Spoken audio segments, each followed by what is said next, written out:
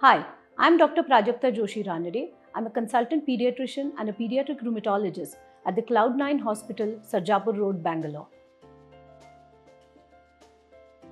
Consistent bedtime routines definitely has a positive impact on sleep, language and emotional development, and most importantly, family functioning. So here are a few quick tips to ensure your child gets good quality sleep through the night.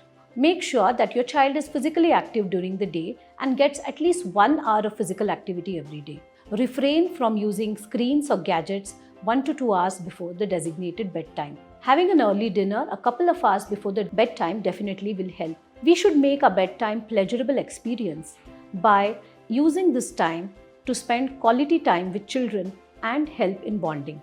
We can create cozy and a comfortable bedroom atmosphere by switching to warm lights, keeping the noise levels to the minimum, and ensure the child has a warm and a cozy blanket or a toy to snuggle with. Giving a warm bath before the bed or offering warm milk will definitely help your child relax before bedtime. Reading a story or singing a lullaby is a good activity for a parent-child bonding. Be sure that your bedtime is the same every day and consistent bedtime routine is followed.